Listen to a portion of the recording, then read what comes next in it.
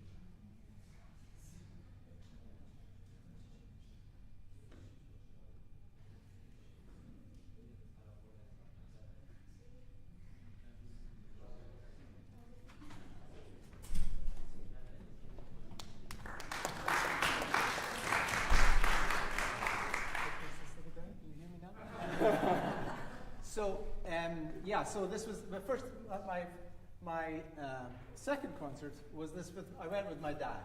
My dad played jazz guitar in the evenings. He was a factory worker. He lived his whole life working from 6 o'clock in the morning till 6 o'clock at night in a factory that made ice cream wafers in Scotland, of all places. And in any case, we went to the concert and we were the last ones to show up, and we were in the back row. And in front of me, the reason my father was so excited about the concert is because it's the Arpeggione. It's a guitar with a bow. It's just a guitar with 6 strings, you know, it's blah, blah, blah. And we were so excited. We went to the concert. I was in the back row, and I heard nothing. You could hear nothing. It sounded exactly like this.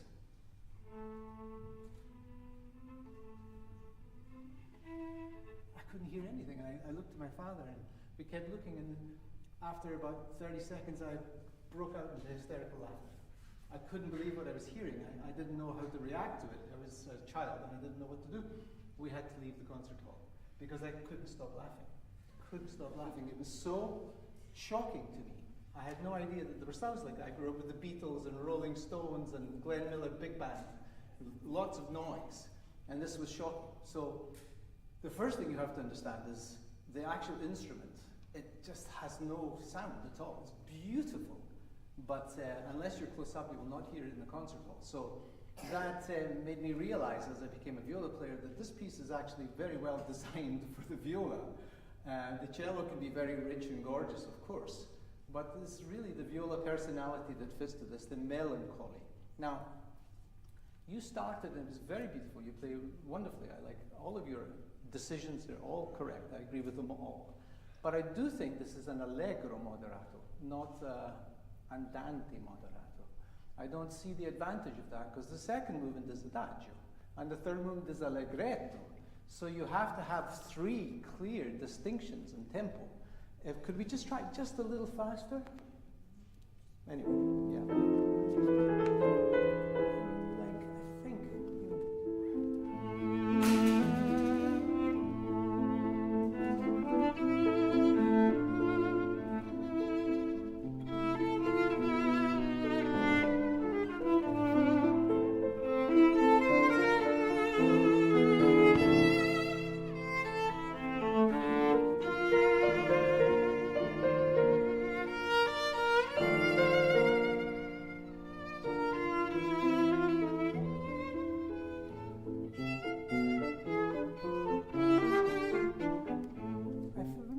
Gets a little further.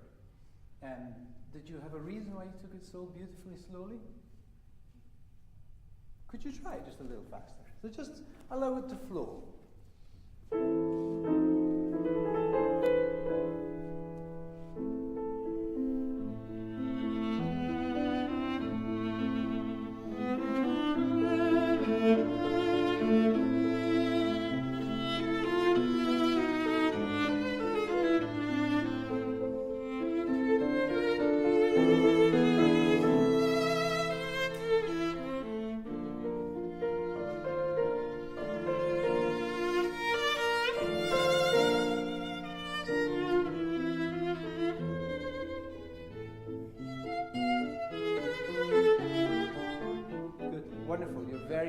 Very quick, and I also noticed you went.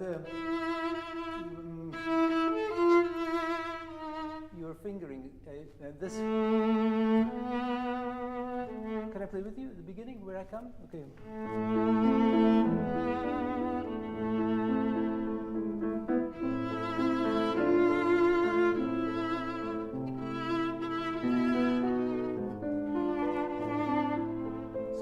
So simple. So when you went the first time,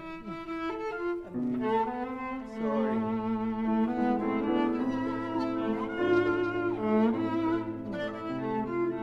This is the same as,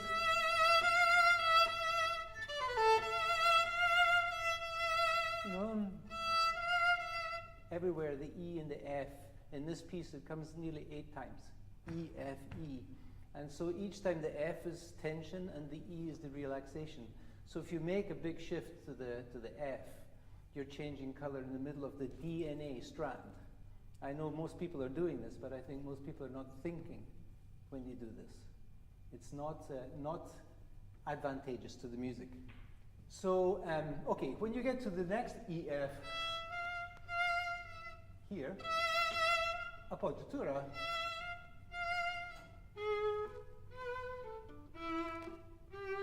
so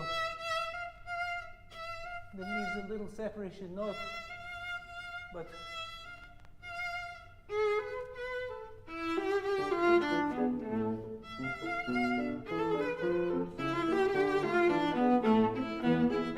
this has to be so.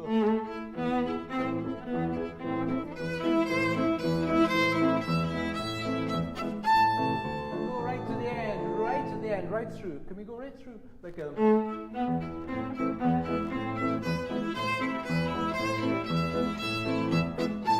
Yeah, to the end. 2, 3. This is New World. And if you are starting the piece too slow, when you come to this moment of G major, you are basically still playing in a minor feeling when the music has gone happy. Now, when you get to the second theme, this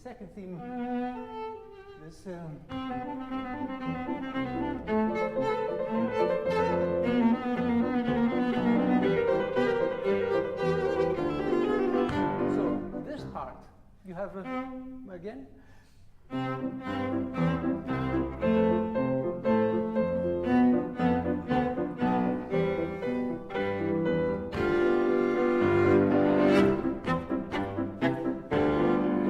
This is like a children's song. Lum bum bum bum bum bum. So this has to be so playful.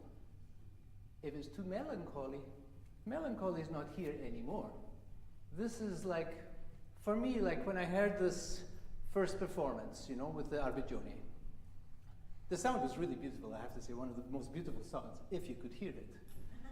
And then, when I went back as a child, I started imagining what this was. And for me, this was the story of the old man. The old man, he sits in his rocking chair. It's the trees, all the leaves are falling, there's no more green, it's October. And things are falling, it's a little cold. And he's on his porch, looking out. His wife is not there anymore, she's gone somehow. His children, they're all gone too. He's alone. And he's alone, but he has his memories. He remembers when he used to dance, you know.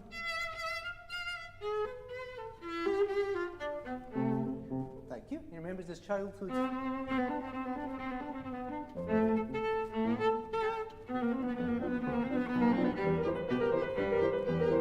But of course, this is not all. It's only a memory. It's not real. But it's where he puts his energy. So, for me, it must carry the clear sadness of a life which has been completed, and the regrets, and the losses, and the victories, and the playfulness, and the joys, but also the deep sadnesses. But to do that, I believe, in terms of tempo, you must have something which, when you go forward on the playful stuff, that's great. If you go backwards a little bit on the singing material, that's also great. But you need some kind of a tempo that works for both. And that's why I would say just go a little faster. So would you try it from the recitative?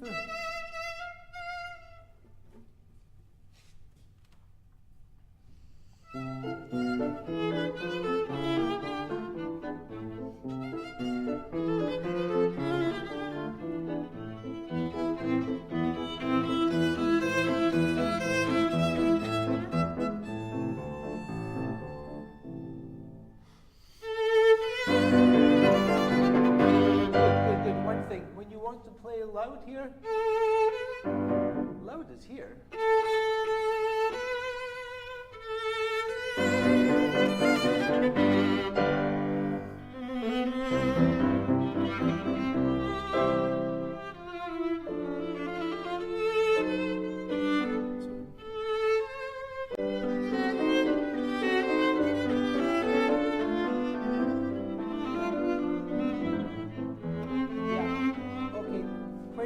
Has a beautiful melody. Yeah, you have this. Nobody's going to forget this melody. It's gorgeous. It's one of the nicest tunes you'll play in your whole life. When you have this.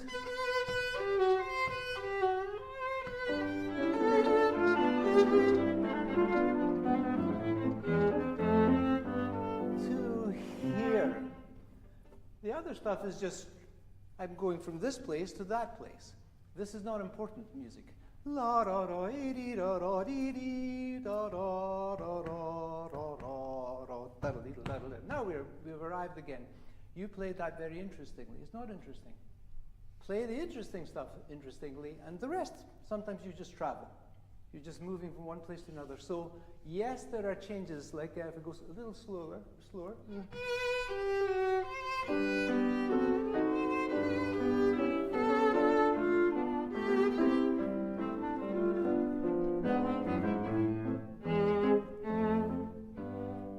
Very nice, but it's only traveling.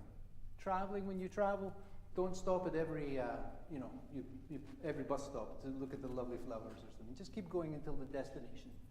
So, please.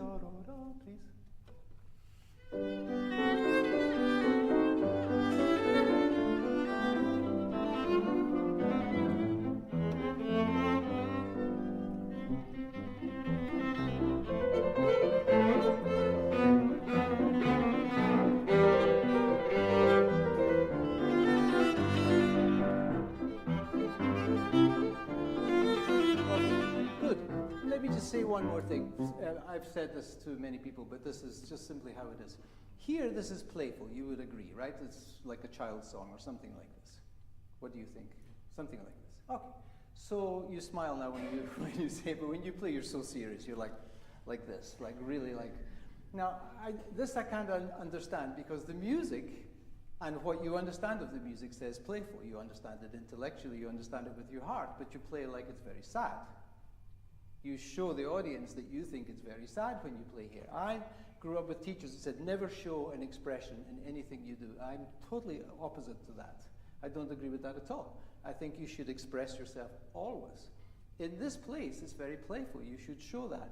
When I first got my first ever visa to go to Japan, and then a year later I was able to go to China, both times you go to the visa office, they go into the office and you say, I'm a musician, I'm going to Japan to play concert, and you look, musician, entertainer, boom, entertainer visa. You get entertainer visa, because you're an entertainer. I'm supposed to be entertaining the people. Same in China, I went the same thing. Next time, boom, entertainer visa. We are entertainers. So as far as I'm concerned, don't be afraid to show what you smile now because you thought that was a funny story. But this music here is quite funny. Don't be afraid. Don't hide. Right there,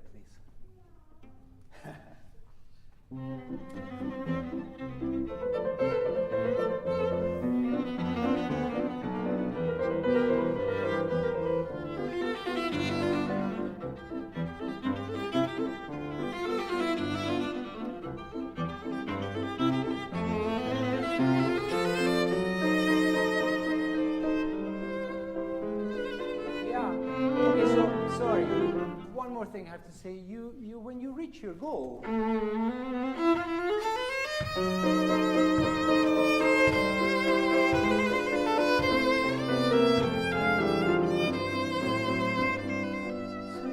here, this is again destination. This is your destination. You went.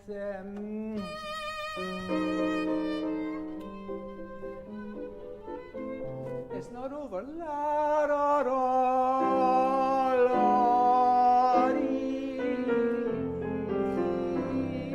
la. You must get that far. So I see sometimes you're playing a little bit apologetic. Don't be apologetic. Not if you play this well, and not if you have this level of skill, and not if you have a piece which is going between melancholy and joy and memories of great things, dancing and triumph and victory. And then when you have something so sad, it breaks your heart. But you must have enough of the joy in order to know what it is to feel sad. If you have never experienced sadness, it's because you didn't experience joy. It must be there. It's the same, just other side. Yeah? So like for instance at the end, may I just cut to the end? Where, yeah, maybe.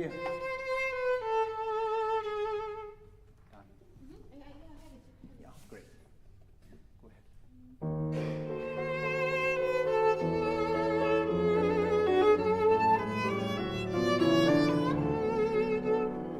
What am I playing? What am I trying to play? No, I don't want to play that.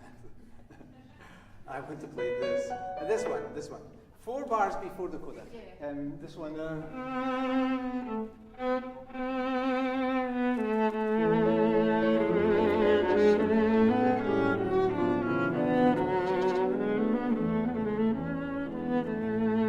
The same notes as before. No, for me, in the same tempo. This is.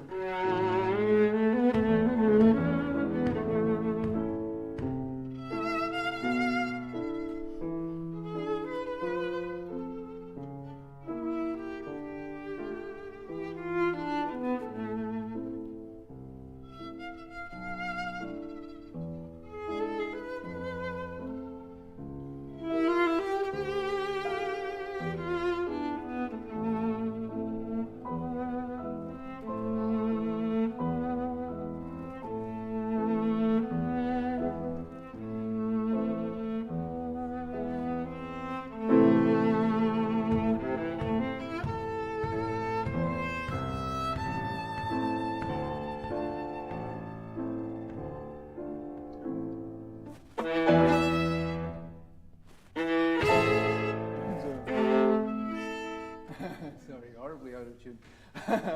Sorry about that. So for me, this coda, I think we were discussing it briefly. I don't see this as any advantage to play half tempo. There's nothing to indicate it in the music.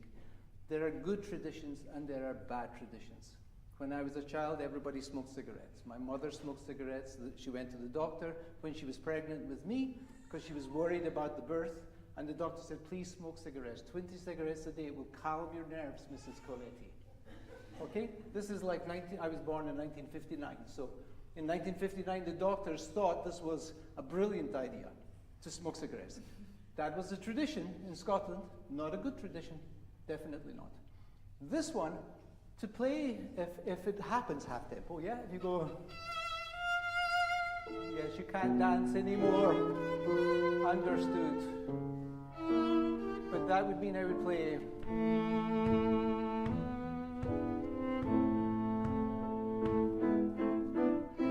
and this is impossible. The second movement is adagio. The first movement is Allegro. So, yes, you can slow a little bit. But this tradition was not done by Schubert. Schubert wrote the piece in 1824. He never heard the piece. Half a century later, it was given the first performance. So, a performer who was very musical thought, oh, this can be slower, because the first time you play it, you go... And now in the coda, you go...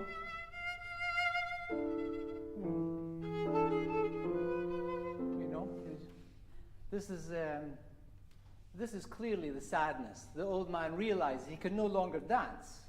He really is in a chair. It really is fall. His family really has gone. His wife is no longer there. He is alone. And so, of course, we are sensitive people. We recognize, well, of course, you want to play a little slower, and you don't want to put too much vibrato because it's too painful. But the simple truth is, I still believe a movement must begin, let's say, if it's 110 to the metronome, when you get to the end, it should not be 50. It should be close to 110 to the metronome. It might just be a little bit backwards, and sometimes you go a little forward when you play, because it's natural. But one basic tempo is easier to put it into one idea. Do you have any questions for me? No. Well, I think this is great. This is lovely. I appreciate it very much. Thank you. Thank you. Thank you.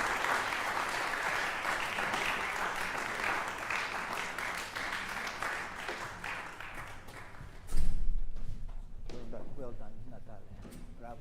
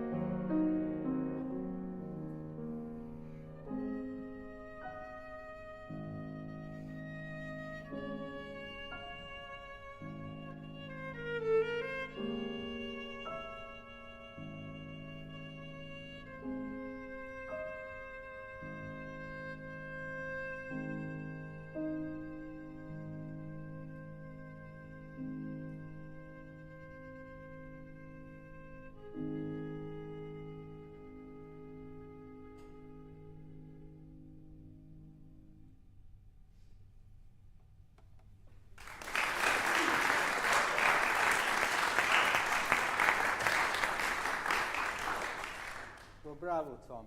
It's never easy to play something again, typical viola, you know? We have the Arpeggione with its sadness and melancholy, and now you have something even deeper, even deeper. This, in English, for me, the word for this movement is wistful. Wistful is a word which probably most of you do not know because it's an unusual word, but it basically is a kind of desire which cannot be fulfilled, a regret which cannot be. You have a yearning for something, a wish, a hope, but it's never going to come true.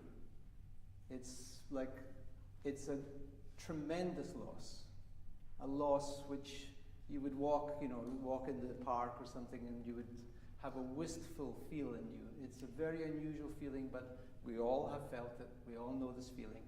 And this, for me, is what this represents. So the first thing is, you should never be afraid as a musician to show what's in your heart. The heart is much more important than the mind for me. There's no comparison. You want to have a balance between the two, the mind and the heart. But the heart, everything that I ever saw in my life that was the most important, the birth of my child, the Grand Canyon, the Sistine Chapel, my heart expanded and broke. Later, I would go back and analyze what I saw and reflect on it. That's the mind. But the physical, emotional feeling comes first. So don't be afraid of that. Show what you have inside, because this music, for this man to write something this personal, this for me, this is Brahms for me. This is what I know of the man. So when I play this piece, I have to get into that feeling. And so you have choices that you're making which I think are incorrect. You're going like things like this, where this should be you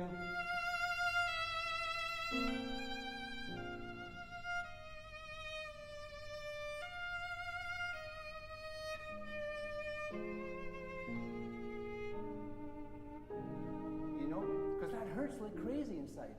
I can't play like that. I'm desperate for more bow. You know, like a...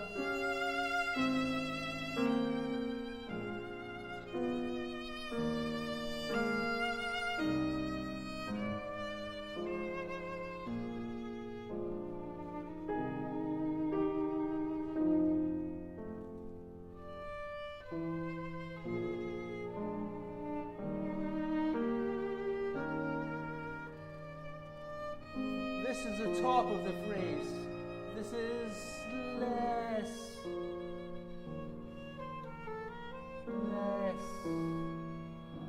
and less. Right? You have, so the beginning goes and drop.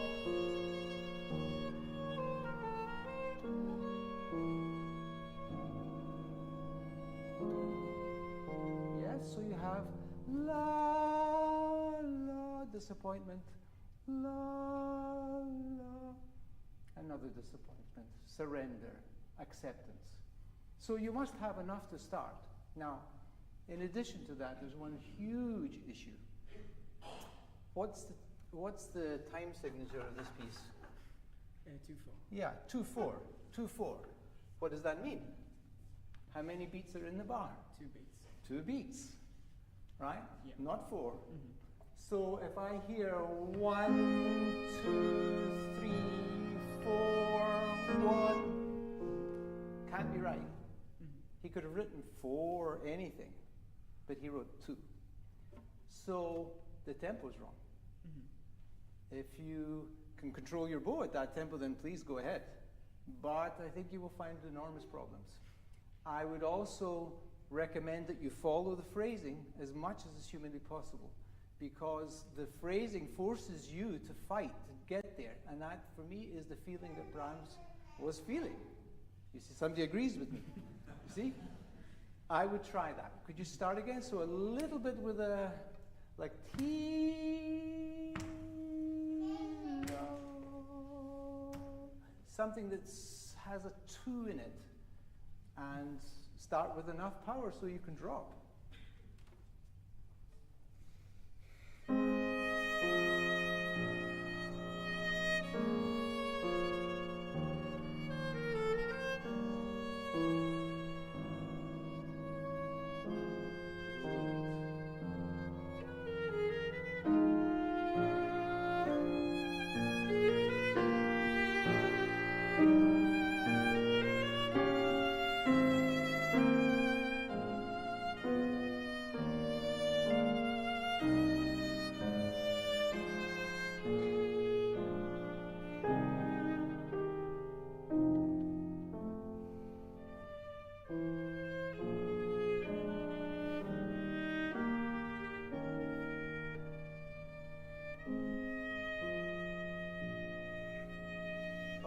Lovely.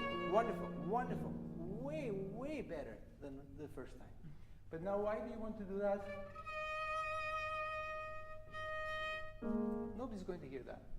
It's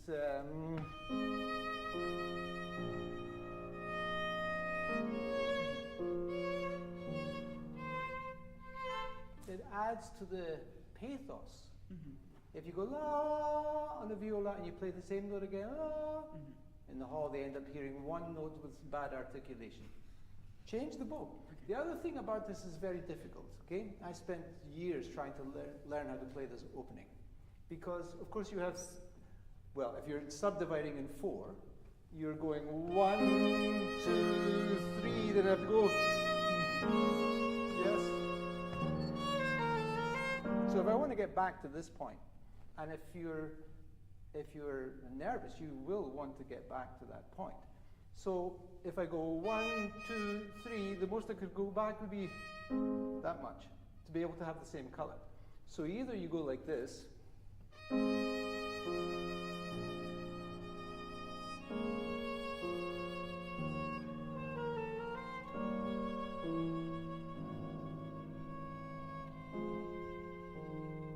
now I'm at the tip. Either you go like that, or you have to go 3 times lighter on the up bow and 3 times faster. So you go like, now easy,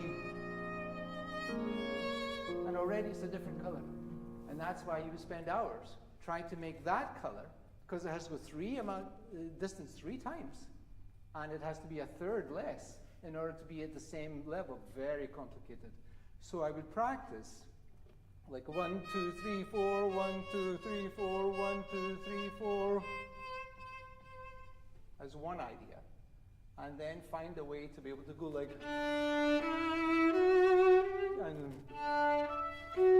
and make it sound the same. Very hard. Very, very hard. Anyhow, would you continue for now? Anyway, it's lovely.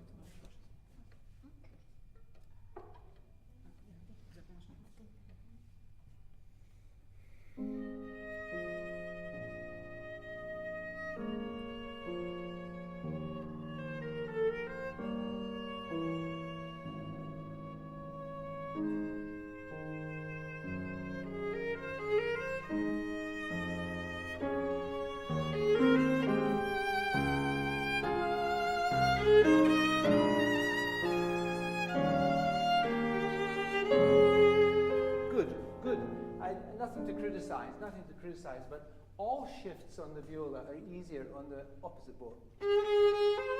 This, if you go,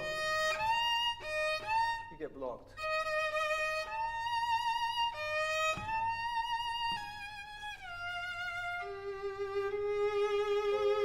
So find a way to always make those kind of things. Let me give you an example. In the Brahms B-flat sextet, there's a place in the viola and the cello. It's a horribly awkward place. It goes like this.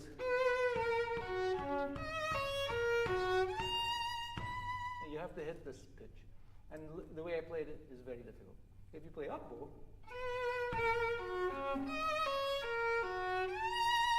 you have all of that available. It's incredibly easy. Always take the big shifts. Like if you're going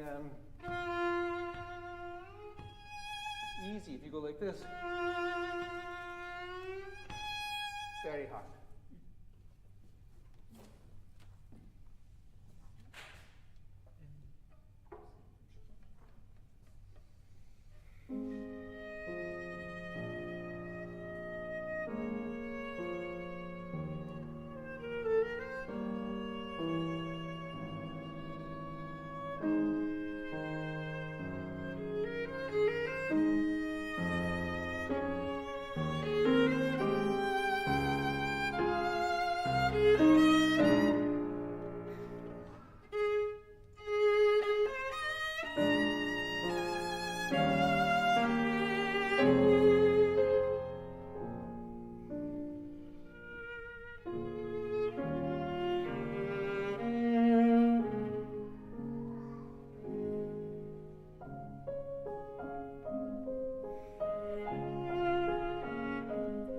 it's lovely playing.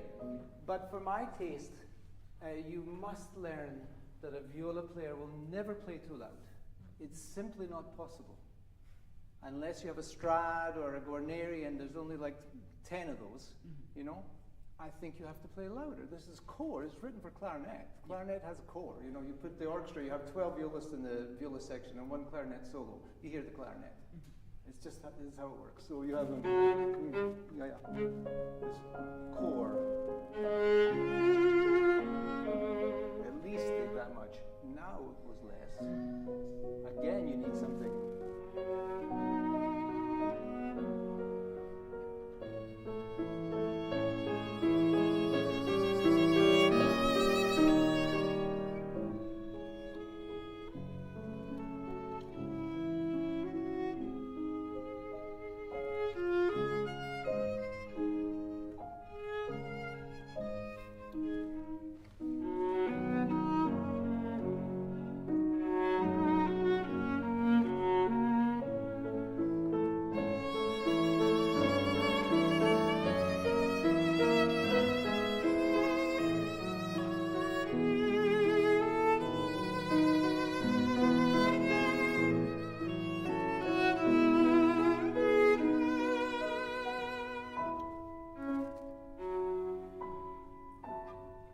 No melody here, no intonation either.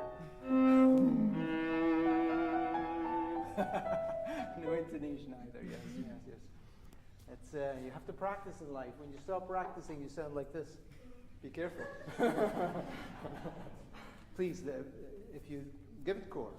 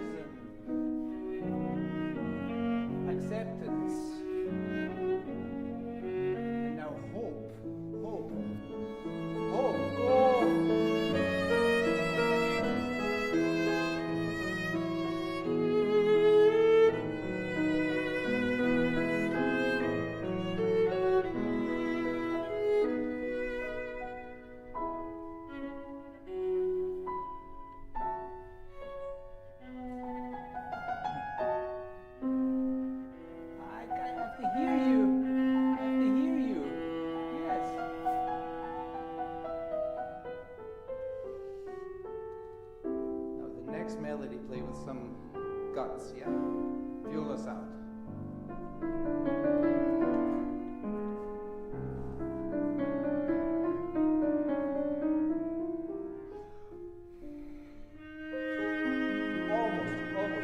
Almost. She gave you dee da da da da da da da da dee da da. Like you have to practice. So this note that you play is not the first note. It's always like that. Always play like. Sorry, just to give you an example. I always would go on stage if I was playing. You know.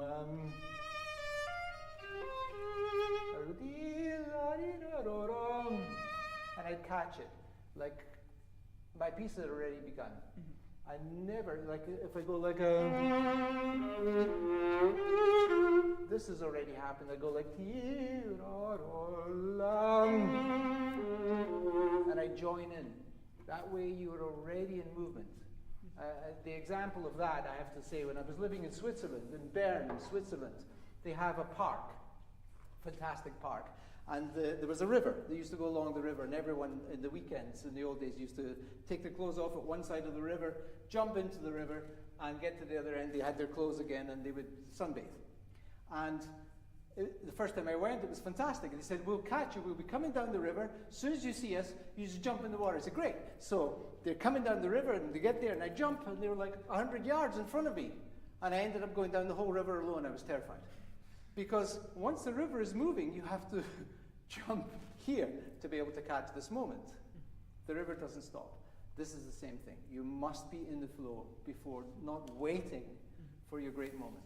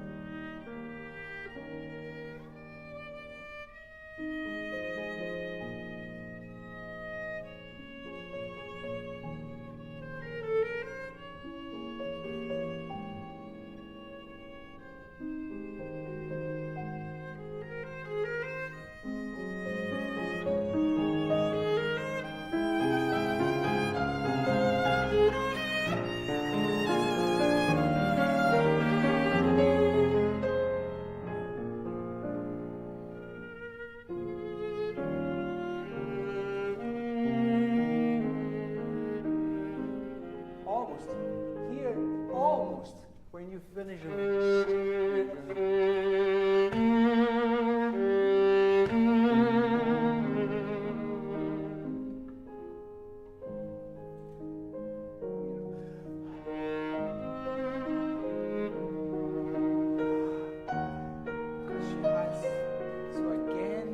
give yourself enough chords that you can make ta-ra-ra. You must be resigned to your fate, but you have to start with something that feels like there is a chance, and before it drops, before it drops, before it drops.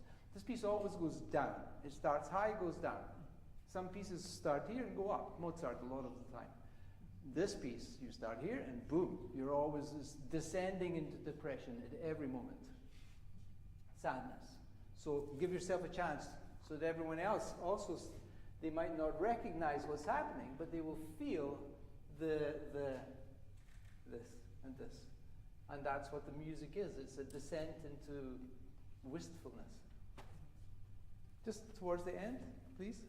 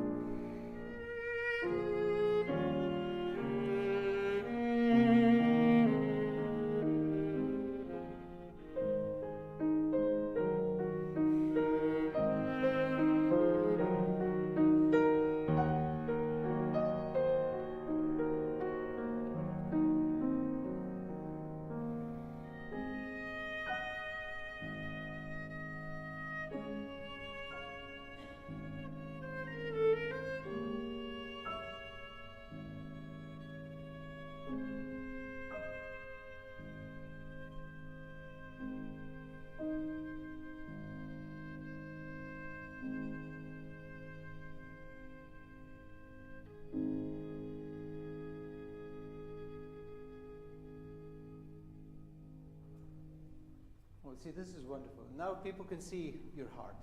People can feel it. They also feel these things. Everybody in this room has felt the things you have felt. I have felt it, she has felt it, everybody has. This is life. Life is great and life is terrible. We all know this. So never be afraid. Now just please, we have just 2 or 3 minutes. Please, would you open the first mood? Because I would like the people to hear what this music comes from. This incredible wistfulness is not obviously apparent at the beginning, where you have fire. Please.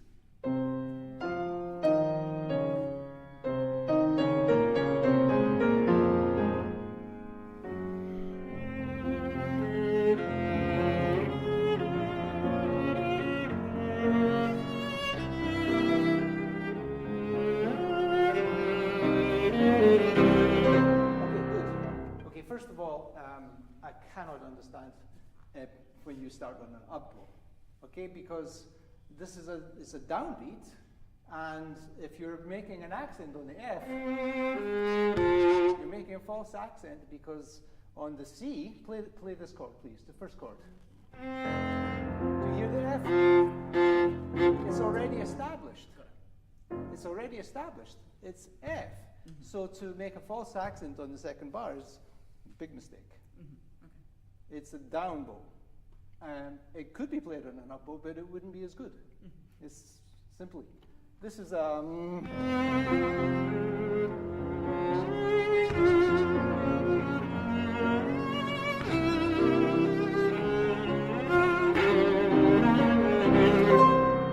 fuoco, appassionato. Yeah?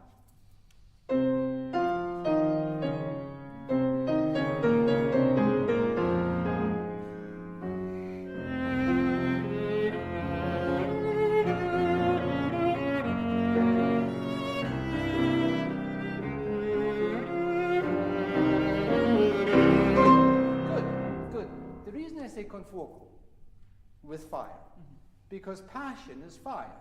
Yes. And if I threw a piece of fire at you, I might miss and the whole place can go burning down. I can't control the fire. The fire has a power of its own.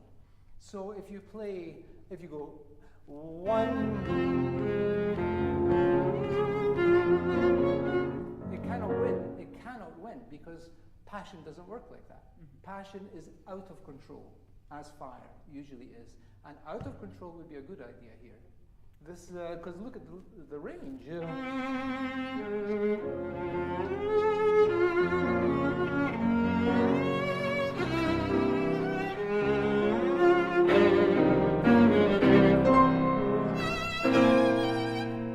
go a little more rhythmic, but not at the beginning. The other thing that you must be clear about is this goes like this for me. And 2 yadidadi and 3 da-dee and 4 yadada ba-ba with the trumpet. So it's already allegro and it's already passionate. Now the reason I just want to cover this is because the second movement you played comes after this movement. And the contrast is just stunning, stunning. So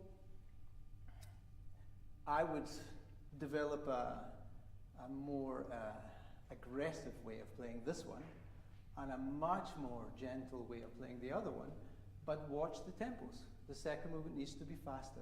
The first movement needs to be turbulent. Don't allow it to be straight. If you're 1, 2, 3, 1, you cannot achieve what you want. And of course the intervals are huge and all of this, but I think we better stop here. But Tom's great. You did a wonderful job. Thank you so much. Thank you.